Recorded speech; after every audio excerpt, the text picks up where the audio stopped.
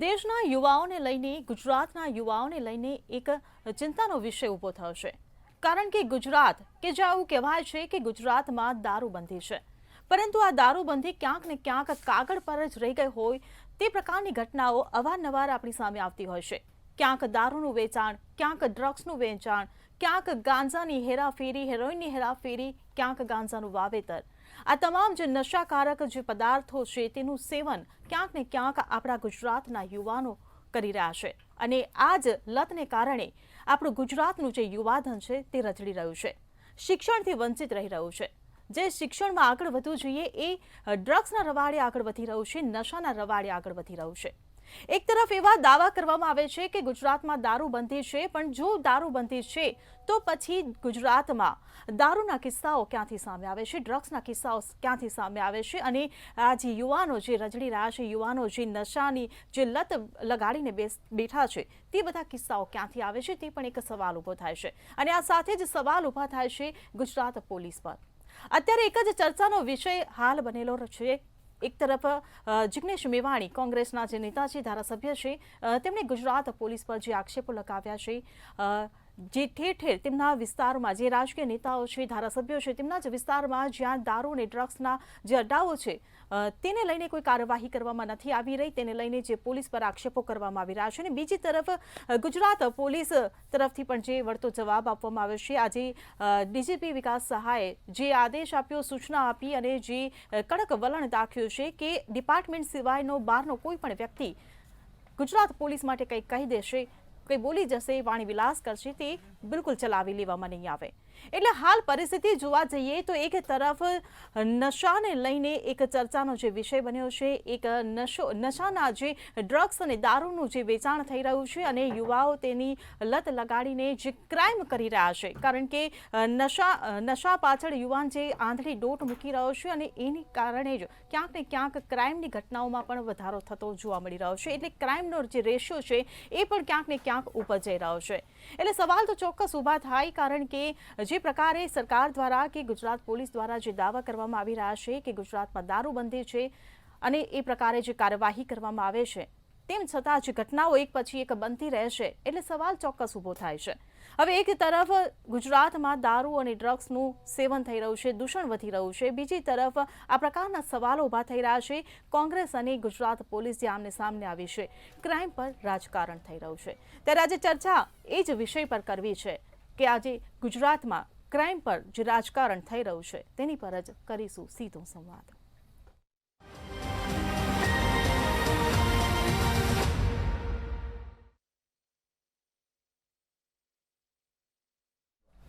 તો ચર્ચામાં આપણી સાથે ભાજપમાંથી જોડાઈ ગયા છે સ્નેહલભાઈ જોશી આ સાથે જ કોંગ્રેસમાંથી મુકેશભાઈ પંચાલ આપણી સાથે જોડાયા છે અને ડોક્ટર પાર્થભાઈ સોની આપણી સાથે જોડાયા છે કે જેઓ વ્યસન મુક્તિના નિષ્ણાત છે આ સાથે જ કેજલભાઈ પટેલ આપણી સાથે જોડાયા છે જે પણ એક વ્યસન મુક્તિના નિષ્ણાત છે આપ ચારેય મહાનુભાવોનું મંતવ્ય ન્યૂઝમાં સ્વાગત છે સૌથી પહેલા મુકેશભાઈ મારે આપની પાસેથી જાણવું છે કે ગુજરાતમાં જે નશાનો કારોબાર ચાલી રહ્યો છે તેને લઈને આપનું શું મંતવ્ય જો સૌપ્રથમ તો આપણે આજે લગભગ 25થી 30 વર્ષ જેટલો સમય વીતી ગયો હાલ વર્તમાન સરકાર જે ચાલુ છે એ પાર્ટીની સરકારને હવે આપણે જ્યારે વાત કરીએ છીએ કે જે પરિસ્થિતિ ગુજરાતમાં છે નશાખોરીની ખાસ કરીને તો એમાં દારૂબંધી માટે તો બોલવાનો અમને કે સરકારને કે બીજા કોઈને અધિકાર એટલા માટે નથી કે દારૂ ખુલ્લેઆમ મળે છે અને એ બહુ વાસ્તવિકતા છે એ સરકાર સ્વીકારે કે પોલીસ અધિકારી સ્વીકારે કે ના સ્વીકારે પણ એ વાસ્તવિકતા છે એનું કારણ એટલે કહું છું કે લગભગ 4 દિવસ પહેલાં જ્યારે બનાસકાંઠાના મઢીથી જે જન આક્રોશ યાત્રા શરૂ કરવામાં આવી ત્યારે હું 2 દિવસની જવાબદારી ત્યાંથી ગયો હતો જે યાત્રા શરૂ થઈ ત્યાંથી લગભગ 3 થી 4 સ્ટોપેજ જે હતા ત્યાં જે વિધવાઓ ગામની ખેડૂતો નીકળ્યા અને કહેવા માંડ્યા કે તમે વિરોધ પક્ષના લોકો કંઈ કરવાના છો સરકાર તો કંઈ નહીં કરે અમને એવું થવા માંડ્યું કે અમારે હવે કંઈક કરવું જ પડશે કારણ કે જે કરીએ છીએ એ કંઈ લાગતું નથી તો તમે સમજો કે એ લોકો એવું કે અમારા ઘર બાળ રજડી ગયા અમારા રૂપિયા ખલાસ થવા આવ્યા અમારું હવે કંઈ રહ્યું નથી આ દારૂની બદીથી હું કહું છું કે દેશી દારૂ બને છે કે વિલાયતી આવે છે એની સાથે મતલબ જ નથી. પણ આપણે ચૂંટણી જીતવા માટે જો માઇક્રો મેનેજમેન્ટ પ્લાનિંગ કરી શકતા હોય તો આ બધીને રોકવા માટે પણ પ્લાનિંગ કરવું જોઈએ એવું હું પણ જાતે માનું છું અને કરવું જોઈએ. એટલા માટે કે આજે દૂષણ છે ને એ કંઈ નામ લખેલું નથી કે મુકેશભાઈના દીકરા કે દીકરી કે સ્નેહલભાઈના કે કોઈ આઈપીએસ ઓફિસરના કે પોલીસના, એ કોઈ નામ નથી લખેલું. કોઈને પણ લાગશે. અને એમાં ખાસ કરીને હવે ડ્રગ્સની વાત કરું છું. જે રીતે દૂષણ છેલ્લા 3-4 વર્ષમાં વધી ગયું છે એમાં તો સાહેબ આ જે પોલીસ અધિકારીઓ, જે આઈપીએસ ઓફિસરો જે વાત કરે છે ને સાહેબ, એ તો જેના ઘરમાં ઘૂસી જાય ને આ બધી, એને જ ખબર પડે કે એની વેદના શું છે. મેં જોયેલું છે. એકનો એક દીકરો હોય, એકની એક દીકરી હોય ને એને દૂષણ જ્યારે આવી ગયું હોય ત્યારે એની પરિસ્થિતિ શું થાય. તો કેમ મને એમ થાય કે સરકારની આંખ નથી ઉઘડતી કે આના ઉપર આપણે પગલાં લેવા જોઈએ, આના ઉપર આપણે સખત પગલાં લેવા જોઈએ. આપણે એવું કહીએ છીએ કે સરકાર કામ નથી કરતી એવું કોઈનું કહેવું નથી, પોલીસ કામ નથી કરતી એવું કોઈનું કહેવું નથી, બરાબર. પણ જે દિશામાં જે રીતે સખ્તાઈથી કામ કરવું જોઈએ એ નથી કરતી. હા, તમને દેખાયું ક્યાં કે અમારા કોંગ્રેસના જિગ્નેશ મેવાણીએ વાત એવી કરી, જે જન આક્રોશ, જે ગામની અંદરની મહિલાઓએ વાત કરી અને ખાસ કરીને પછી એમના સમાજની હતી, એણે કીધું કે અમે પોલીસમાં ફરિયાદ આપવા જઈએ લેતા નથી, આ ફલાણા અધિકારી સાંભળતા નથી. એણે ફોન કરીને ત્યાં બોલાવ્યા અને અધિકારીઓ આવ્યા અને આક્રોશના ભાગરૂપે બોલ્યા જે કંઈ બોલ્યા તે. મેં તો મારી ડિબેટમાં કહ્યું કે ભાઈ કોઈને છાજે નહીં એવા શબ્દ ન બોલીએ. પણ મને એમ થાય છે આજે મેં એક આઈપીએસ ઓફિસર જે વડા કહેવાય એમના સ્ટેટમેન્ટ આપ્યું કે પોલીસ ડિપાર્ટમેન્ટ ઉપર બહારનો કોઈ સ્ટેટમેન્ટ આપશે તો અમે સાકી નહીં લઈએ. ચલો, સાચી વાત છે તમારી, પણ પોલીસ ડિપાર્ટમેન્ટની અંદર જે રીતનું કામ થઈ રહ્યું છે એ તમે સાખી લો છો આટલા વર્ષથી? શેના માટે સાખી લો છો? તમે તો વડા છો. જે સરકારના ધારાસભ્ય હોય એ ધારાસભ્યો પણ આ જે જિગ્નેશ મેવાણી બોલ્યા એના જેવા જ વાક્યો બોલી ગયા છે 2-3 વર્ષ પહેલાં. કેમ તમે ત્યારે ના બોલ્યા? જે પોલીસના જે સંગઠનાત્મક લોકો હોય, ભાઈ બહેનો, એ આજે નીકળ્યા છે. કોના કહેવાથી નીકળ્યા આપણને ખબર નથી, પણ એ લોકો જ્યારે એમની ભરતી માટે આ જ જિગ્નેશભાઈ મેવાણી, આ જ કોંગ્રેસ પક્ષ, આ જ વિરોધ પક્ષ એમની સાથે ઊભો હોય છે. તમે શેના માટે નથી નીકળતા? 30-40% પોલીસની ઘટ છે. રાત દિવસ સૂતી નથી પોલીસ, એના પરિવારને સમય નથી આપી શકતી. આપણે જાણીએ છીએ. છતાં પણ જો સરકાર ભરતી નથી કરતી તો તમે આંદોલન કેમ કરવા ના નીકળ્યા? એટલે આ શું જે ફેબ્રિકેટેડ વસ્તુઓ ચાલી રહી છે રાજ્યની અંદર, અને ખરેખર બંધ થવી જોઈએ. ને હું તો કહું છું, એક પ્રામાણિક રીતે કહું છું, હું પોતે એમાં ગુનેગાર છું એવું સમજુ છું કે આપણે વિરોધ પક્ષ તરીકે પણ એ રોકવામાં નિષ્ફળ ગયા, સરકારના કાન સાંભળવામાં નિષ્ફળ રહ્યા એવું સમજુ છું. પણ what is the meaning of debate? કે ચર્ચા, કે તમે જ્યારે ચર્ચા કરતા હોય, હું તો સ્નેહલભાઈને કહેવા માગું છું કે તમે આપણી આ ચર્ચાની વાત સખ્તાઈથી ત્યાં કરો. કે ભાઈ મને એન્કરે પણ કહ્યું, વિરોધ પક્ષે પણ કહ્યું, નિષ્ણાતે પણ કહ્યું કે આ બધીને હવે રોકો, મહેરબાની, બહુ થયું, પગે લાગીએ. તો મને એવું લાગે છે કે આપણી ચર્ચાને કોઈ જોવાનું પણ પસંદ કરશે. બાકી જે રીતે નશાખોરી વધી રહી છે, ક્રાઇમ વધી રહ્યો છે, એનું કોઈ આપણે મૂલ્યાંકન ન કરી શકીએ એ પરિસ્થિતિ. જી બિલકુલથી. સ્નેહલભાઈ, હું આપને પૂછવા માંગીશ કે જે પ્રકારે જે આક્ષેપ કરવામાં આવ્યો છે કે ગુજરાતમાં ઠેર ઠેર જે ખુલ્લેઆમ દારૂ અને ડ્રગ્સનો જે વેપલો કરવામાં આવી રહ્યો છે અને એની પર ડીજીપી વિકાસ સહાયે જે પોતાનું નિવેદન આપ્યું છે, કઈ રીતે જોઈ રહ્યા છો? દારૂ અને ડ્રગ્સ ચોક્કસપણે સમાજનું એક હું તો કઈ સૌથી મોટું દૂષણ એટલે છે કે યુવાનો એનાથી બહુ જલ્દી એફેક્ટ થાય છે. અને એ જે ઉંમર હોય છે અમુક ટીનેજથી લઈને યંગસ્ટર્સની, એમાં એક શક્યતા વધારે રહે છે. સાથે મારે એ પણ જણાવવું છે કે જ્યાં સુધી દારૂની વાત આવે છે, જ્યાં સુધી ડ્રગ્સની વાત આવે છે, તો આ એક સામાજિક મુદ્દા તરીકે દરેક પક્ષે લેવો જોઈએ. પણ અનફોર્ચ્યુનેટ પાર્ટ એ છે કે આને પણ એક પોલિટિકલ એજન્ડા સેટ કરવા માટે આ પાર્ટી જે છે એ મુકેશભાઈની કોંગ્રેસ પાર્ટી એ ઘણી વખતે આપણને આ ઉપયોગ કરવાનો નિષ્ફળ પ્રયાસ કરતી દેખાય છે. પણ જ્યાં સુધી સરકારનો રોલ છે તો આપણે જોયું છે કે હમણાં જ ગાંધીનગરમાં પણ એક મોટો જથ્થો પકડ્યો, રાજસ્થાનથી આવતી ટ્રકમાં હતો. અમદાવાદની અંદર પણ એક પાર્ટી હતી, એની અંદર 20 લોકોની અટકાયત કરવામાં આવી, એના પર કાયદેસર કાર્યવાહી કરવામાં આવી. સુરતની અંદર પણ આ પ્રકારની કાર્યવાહી આપણે જોઈ.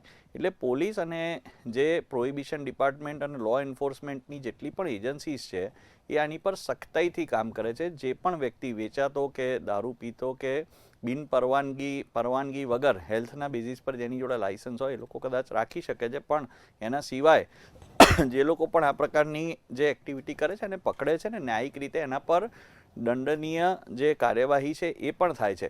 ઇવન જે વેહિકલ્સ છે એ લોકોના જે દારૂની ખેપ મારતા જે વાહનો પકડાય છે એને પણ હરાજી કરવાનો જે રૂલ છે એની અંદર એમેન્ડમેન્ટ કરી અને કોર્ટમાં કેસ પતે ત્યાં સુધી રાહ નથી જોવાતી, એની પહેલાં જ પોલીસ એની હરાજી પણ કરી શકે છે.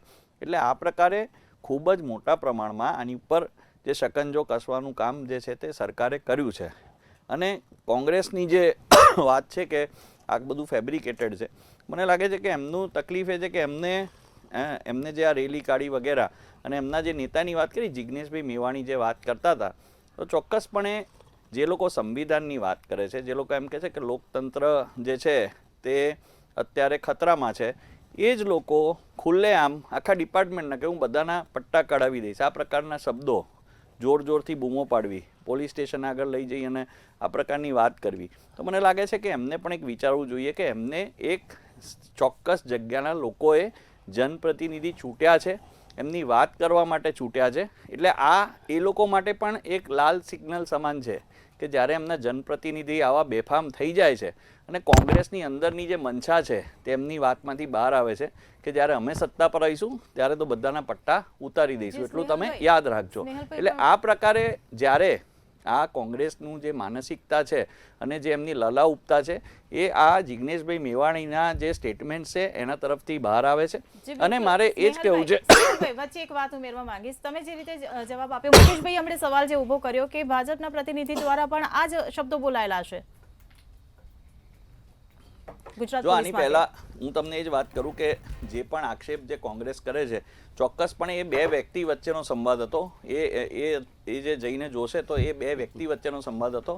આ ભાઈએ જે વાત કરી છે એ એક આખા જૂથ કે ભાઈ હું પોલીસ ડિપાર્ટમેન્ટમાં આ કરી શકીશ, હું ડિપાર્ટમેન્ટને આમ, એટલે તમે બધાને જનરલાઇઝ ના કરી શકો બેન. દરેક જગ્યાએ કરપ્ટ લોકો હોય છે અનફોર્ચ્યુનેટલી, પણ એવાને શોધવાના કાઢવાનું કામ સરકાર કરે છે. ગુજરાત સરકારમાં જો કેટલા કરપ્ટ લોકોને સજા થઈ, કેટલા લોકોએ જલ્દીથી જ રેઝિગ્નેશન આપીને એ લોકોએ એમની ઘણા બધા ગુનો પણ સ્વીકાર્યો. એટલે મારે એ જ કહેવું છે કે જ્યારે એ ભાઈ એવું કહે કે હું ડિપાર્ટમેન્ટના બધાના હું કે પટ્ટા કઢાઈ નાખીશ, એટલે ભાઈ તમારી સત્તાની લાલા ઉપતા જે છે તે તમે તમારી પાસે રાખો, કારણ કે એ બધી સત્તાઓ લોકશાહીની અંદર ફક્ત ને ફક્ત જનતાની છે. અને જો જનતા ઈચ્છે તો આ પ્રકારના લોકોને બીજી વખત મત પણ નહીં આપે. અને મારે છેલ્લે એ કહેવું છે, હું અડધી જ મિનિટ લઈશ, મારે છેલ્લે જ કહેવું છે કે એક લાલ બત્તી સમાન છે કે જેમને આવા લોકોને વોટ આપ્યું છે એમને પણ વિચારવું જોઈએ કે જ્યારે આ લોકો સત્તામાં આવશે તો કેટલો દુરુપયોગ કરશે.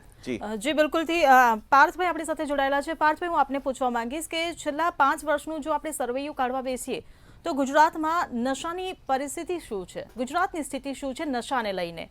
નશો એટલે ડ્રગ્સ પણ આવી ગયું, ગાંજો પણ આવી ગયું, દારૂ પણ આવી ગયું. હા, નમસ્તે. એટલે હું એઝ અ સાયકેટ્રિસ્ટ અને એડિક્શન સ્પેશિયાલિસ્ટ તરીકે વડોદરામાં પ્રેક્ટિસ કરું છું. હું એટલું કહી શકું કે સમયની સાથે સાથે નશાનું પ્રમાણ વધી રહ્યું છે. એ ગુજરાત હોય, ભારત હોય કે વિશ્વ હોય, એના કારણો ઘણા બધા હોઈ શકે, જેમ કે સોશિયલ મીડિયા, વેબ સિરીઝ, મૂવીમાં થતી એના લીધે અસરો જે ટીનેજ માણસ પર પડી રહી હોય એના લીધે થઈ શકતું હોય. ઘણી બધી વાર પિયર પ્રેશર થતું હોય, મિત્રો સાથે વર્તુળમાં વાતચીત થતી હોય, એના લીધે એ પર્સન્ટેજ લેવલ વધી રહ્યું છે. એટલે સાયન્ટિફિકલી, મેડિકલી જે અમે કેસીસ જોતા હોઈએ એમાં અલગ અલગ પ્રકારની ડ્રગ ટ્રાય કરવી, એકવાર ટ્રાય કર્યા પછી વ્યસનમાં પડી જવું, ઇવન જુગારવાળો પાર્ટ જે વ્યસનને પાર્ટનું જ એક્સટેન્શન આવે, ગેમિંગ છે, તો એ બધાનું પ્રમાણ ધીમે ધીમે વધતું હોય એવું દેખાઈ રહ્યું છે ક્લિનિકલ લેવલ પર. જી બિલકુલથી કેજુલભાઈ આપણી સાથે જોડાયેલા છે. કેજુલભાઈ, હું આપને પૂછવા માંગીશ કે નશાનું જે દૂષણ ગુજરાતમાં વધી રહ્યું છે તેના કારણે આપણા ગુજરાતના યુવાનો, ગુજરાતના નાના નાના બાળકો પણ, સગીર વયના જે બાળકો છે એ પણ આ દૂષણમાં સપડાઈ રહ્યા છે. ત્યારે એક તરફ નશાને કારણે ક્રાઇમનો રેશિયો પણ વધી રહ્યો છે, શું કહેશો? બેન, પહેલા તો મારી સ્પેલિંગ મિસ્ટેક તમે કહી છે, જેકલ પટેલ નામ છે મારું. તો બેન, તમે જે સવાલ કર્યો કે ભાઈ આ દૂષણ વધી રહ્યું છે, તો બેન આ હું નાનપણથી છે ને આ વ્યસન વાળા લોકોને જોતો આવ્યો અને આ સમસ્યા આપણે એક રીતે જોઈએ તો આદિકાળથી ચાલી આવેલી સમસ્યા છે. હવે જે બી મારા ભાજપ મિત્ર કે કોંગ્રેસના મિત્રોએ જે બી વાત કરી, તો કોઈની ઉપર આમાં છે ને દોષ પ્રત્યારોપણ કરીએ એની કરતાં આપણે સમાજના આગેવાનો લોકો ભેગા થઈને જે આ જે દારૂનું દૂષણ છે એમાં જો સાથે મળીને જો આપણે કામ કરીએ અને આપણે જે લોકો આ વ્યસનમાં સપડાયેલા છે એને સમજણપૂર્વક, આમાં એ લોકો પર કોઈ જાતની જોર જબરજસ્તી કે એવું તો ચાલવાનું નથી, એટલે યોગ્ય સમજ આપીને કે ભાઈ આ વ્યસન તમે જે કરી રહ્યા છો એ તમને કઈ રીતે નુકસાનકારક છે.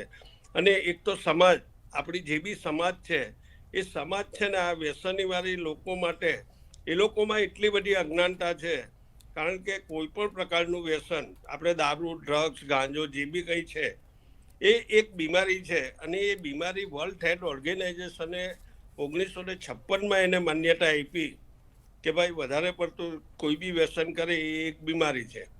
તો આ બીમારી માટે આપણે જાણીએ કે ભાઈ હજી બી કોઈ રાસાયણિક ઉપચાર શક્ય થયા નથી, પણ જો આપણે સમાજને એવર કરીએ, આપણે નાનપણથી બાળકોને આ બાબતમાં એવર કરીએ કે બાળકોના ભણતરમાં આ વાત આવી જાય, તો નાનપણથી જ બાળકના માનસમાં, હવે હું મારી પોતાની વાત કરું તો હું ગ્રામ્ય વિસ્તારમાં મોટો થયેલો વ્યક્તિ છું, તો નાનપણથી અમે નાના નાના છોકરાઓ રમતા અને અમારા ગામમાં 2-4 એવા પીવાવાળા લોકો હતા.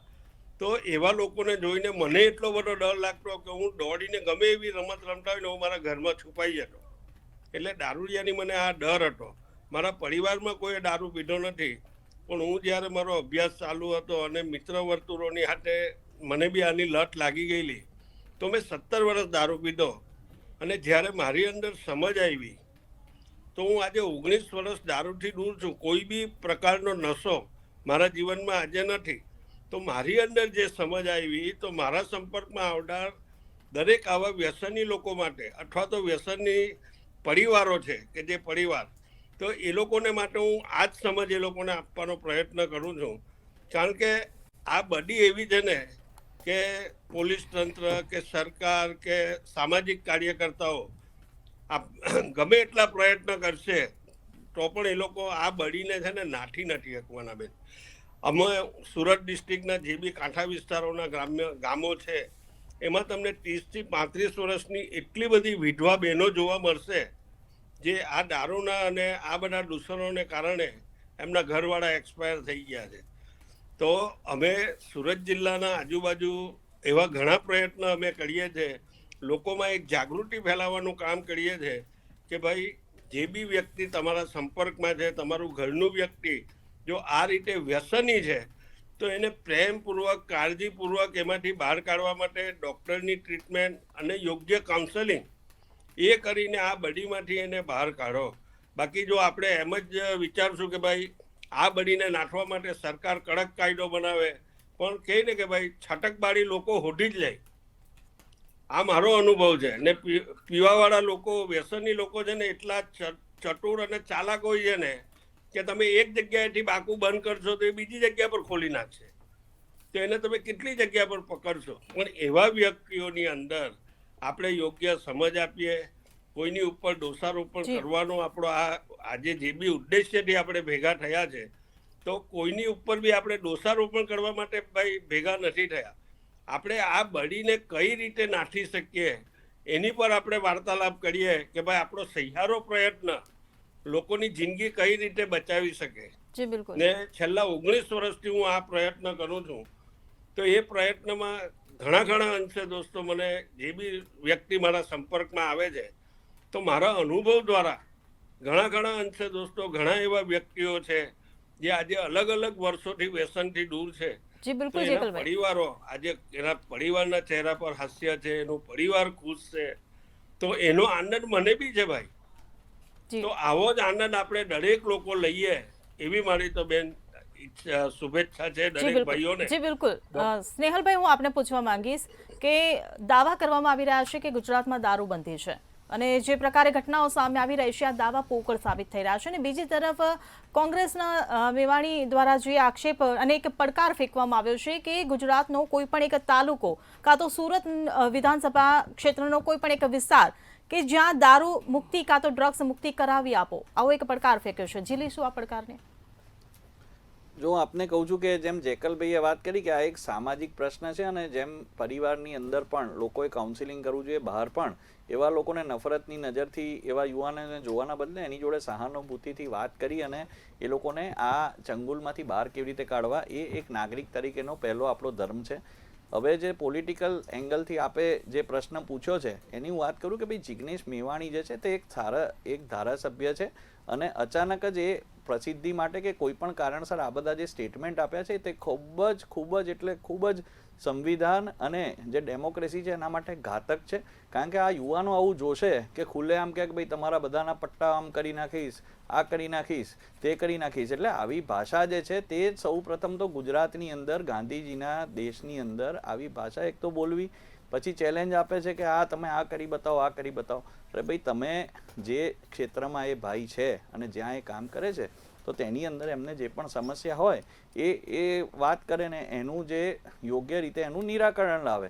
તો નથી એ લોકો પાર્લામેન્ટમાં જ્યાં બોલવાનું છે ત્યાં એ લોકો નથી બોલતા. તમે મને એવું એક કોઈ એમનું એ બતાવો કે ભાઈ એમને સારી રીતે કોઈ વાત પ્રસ્તુત કરી, સંવિધાનની અંતર્ગત વાત પ્રસ્તુત કરી, ત્યાં જઈને આવેદનપત્ર આપ્યું, એ નહીં. આ એક જાતની પબ્લિસિટી માટે તમે બોલો કે જે પણ એનું કારણ હોય. મને તો એ મહત્વનો વ્યક્તિ એટલે નથી કારણ કે મારા માટે ગુજરાતનો યુવાન મહત્વનો છે. ગુજરાતનું યુવાન આ બધામાં ના સપડાય એ મહત્વનું છે.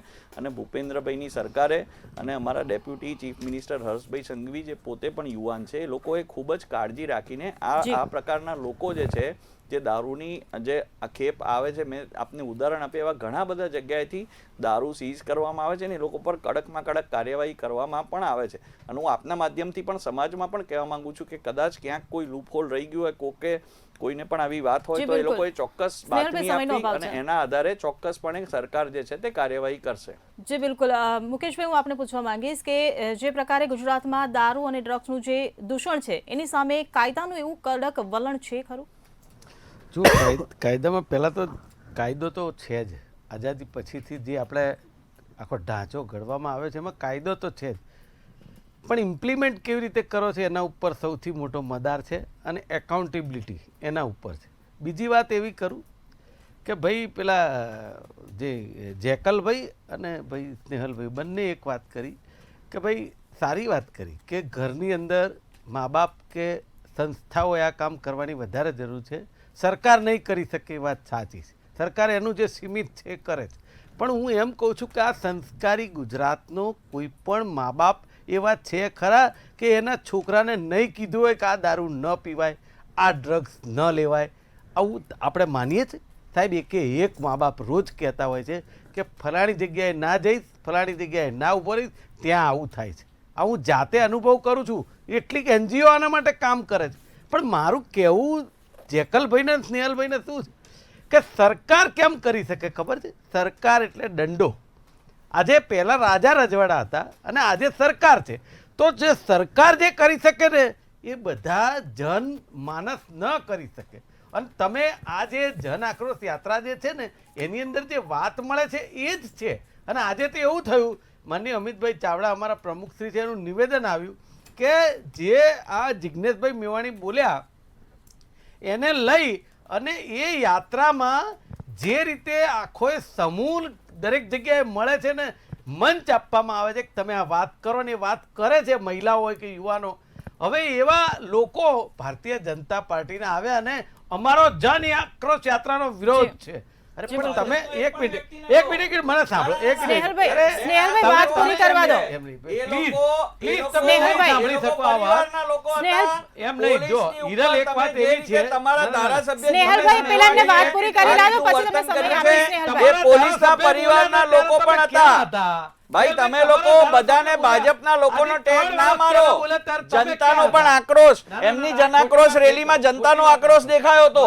તમે જનતાના આક્રોશને સાંભળવા માંગતા સ્નેહલભાઈ પહેલા સમયનો અભાવ છે. સ્નેહલભાઈ નમ્ર વિનંતી સ્નેહલભાઈ કે પહેલા એમની વાત પૂરી કરી લેવા દો. મારી વાત સ્નેહલભાઈ એવી છે કે જન આક્રોશ યાત્રાનો ચલો ભાજપના લોકોનો હતા, જે જન આક્રોશ યાત્રા છે શેના માટે? કોઈ ગામના લોકોને મારામારી કરવા આવે છે?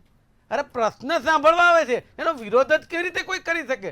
ગામના લોકોને, લોકલ લોકો જે સ્થાનિક પીડાય છે એ કદી વિરોધ કરી જ ન શકે. આ મુકેશભાઈ. વિરોધ માત્ર ને માત્ર કરાવડાવવામાં આવ્યો છે એવું તો તમે ભલે કેમ પણ બોલાવડાયું? એ, તમે ના, ના, કેમ ના. નિવેદન ના આપ્યું? ના, ના, નિવેદન ઉમેશ આપ્યું. જોવાણીએ બધાના પટ્ટા આપ્યું. કાઢવાની વાત કરી. અરે પણ- કોંગ્રેસ પણ તમારા કોંગ્રેસ એવું ધારાસભ્યએ માને કરી છે. કોંગ્રેસ એવું તમારા માને છે કે અમે ધારાસભ્યએ કરી દમનની છે. રાજનીતિ કરીશું. તમારા અને ધારાસભ્યએ લોકો એટલે આ વાત અમને મત કરી. નથી આપતા. ત્યારે સ્નેહલભાઈ, દમનની મુકેશભાઈ, રાજનીતિ કરવા બંનેને વાળી આ અટકાવવા પાર્ટી માંગે સ્નેહલભાઈ, આજે પોલીસને મુકેશભાઈ. પણ નથી છોડતી. આ બધા ક્યાં તો હતા? સામાન્ય નાગરિકોને એટલે કેવી તમે રીતે તમારા છોડશે? ધારાસભ્યને કંઈ કહી પોલીસે શકતા પણ નથી. આવી તમે જ્યારે ભાષા સ્નેહલભાઈ, વાપરતા હો તમારા કે જે ધારાસભ્યને ન્યાયના રક્ષક તમે છે, કશું જ બોલી તમે ક્યારે શકતા તમે નથી. ક્યારે જનતાનો સ્નેહલભાઈ, ક્યારે મારો તમને કરાય? સવાલ, સ્નેહલભાઈ, એમના સ્નેહલભાઈ, મારો ધારાસભ્યને તમને કંઈ ના બોલી સવાલ. શકે. આપણે આ એ કેવી રીતે રાજનીતિ ચાલે? બાજુ પર મૂકીએ ને આ હિંમત ગુજરાતમાં ક્યારે આવે લોકોને ગુજરાતમાં જે બોલવાની? દારૂની તમારા નશાની જે ધારાસભ્ય સ્થિતિ છે એના પર બોલ્યા, શું તમે કંઈ ના કહી કહેશો? શક્યા. મુકેશભાઈ, હવે એમની પાસેથી જવાબ લઈ લઈએ. પણ જવાબ શું? એ તો એ વાત હું આ કરું છું. રાજનીતિને એ બાજુમાં વાતની જે મૂકીએ. મુકેશભાઈ, પેલા રાજનીતિ એમની નથી પાસેથી કરતો. જવાબ લઈ લઈએ. સ્નેહલભાઈ, જે પ્રકારે અત્યારે રાજનીતિ થઈ રહી છે, રાજનીતિને આપણે બાજુ પર મૂકીએ અને ગુજરાતમાં દારૂબંધીને લઈને આપ શું કહેશો?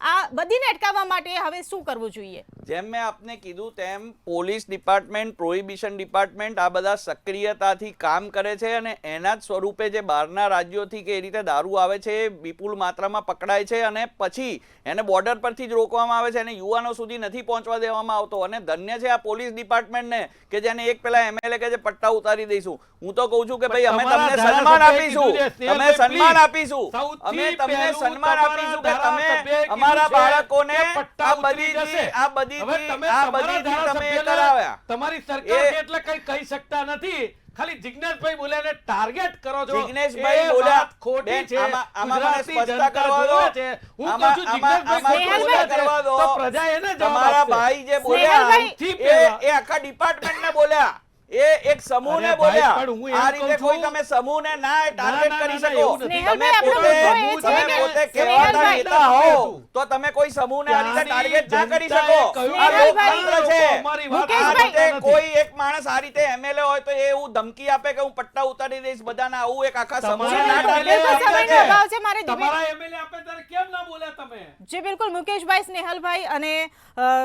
પાર્થભાઈ અને જેકલભાઈ, આપ ચારો અમારી સાથે ચર્ચામાં જોડાયા બદલ આપનો આભાર.